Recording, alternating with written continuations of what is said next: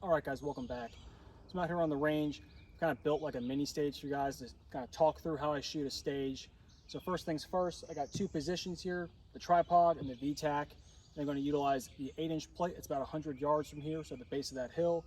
And then I'm going to utilize one of those C-zone steel. That'd be about 200 from where I'm at right now. So the rules are going to be one hit per target per position, total of 4 hits. And you can utilize whatever you want. So I'm going to utilize my game changer bag in both positions here. So things to think about. Usually I want to dial to the first target. However, I'm zeroed at 100, so I can hold dead center at the first target, which you want to do, especially because it's the smallest target in this array. Now at 200, I got a 0.4 hold. However, it's a long target vertically, so I have a lot of vertical error worked in there. So I could probably hold dead center, right, forget my hold and still get a hit low on that plate. I'm still going to hold a little bit high, right? I'm not going to think about a half a mil. I'm going to think about a little bit high on the plate.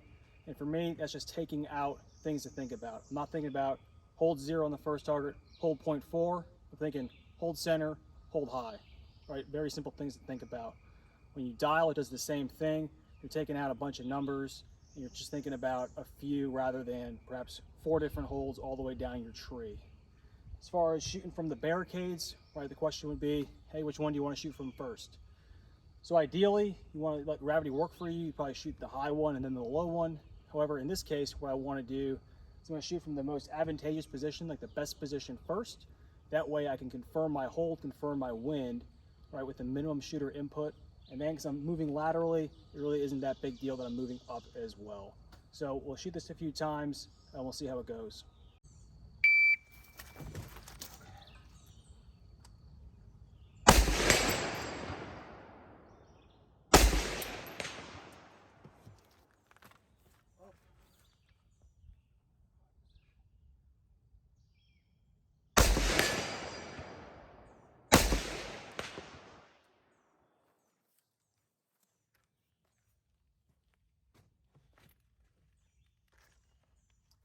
All right, the time for that was 1840. What do we learn? Well, first thing I learned is that barricade is way too high for me. I wanted to set up a little bit high, try and work something that's uncomfortable for me, but that's too high. I need to bring that one down for the next run. My holds were good, right? First round hits all around, super simple. A little bit harder finding the target because it wasn't painted cleanly. That's not a big deal. A good question that someone's going to ask is, hey, what power did you shoot that on? I shot it on 8 power.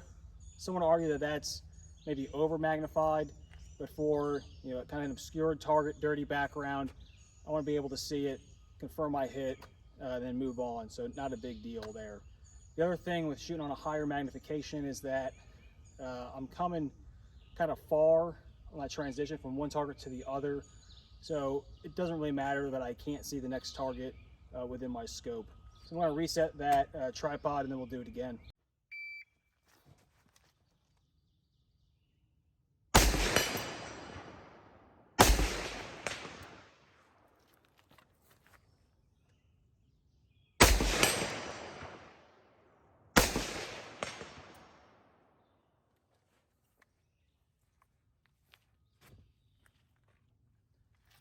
All right, so much better there. That was 1426. Took a whole 4 seconds off just by not having to go super high on that tripod. Again, something to think about with barricades and how they interact with the shooter.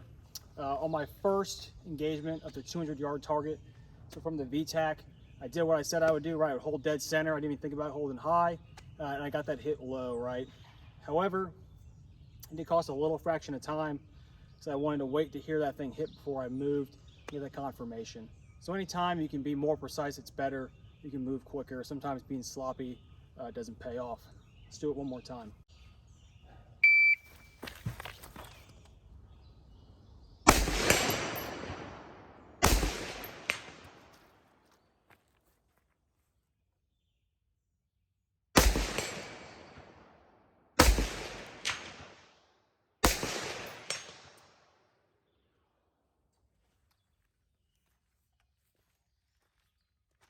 All right, so when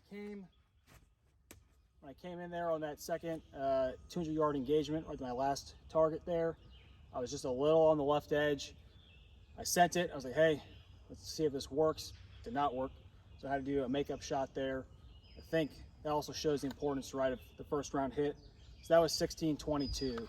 So was there a 2-second split between those targets? Probably not, but definitely was some time added by having to do a makeup shot, and overall it wasn't beneficial to me.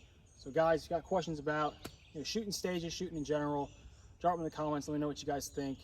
What else you guys want to know. Thanks.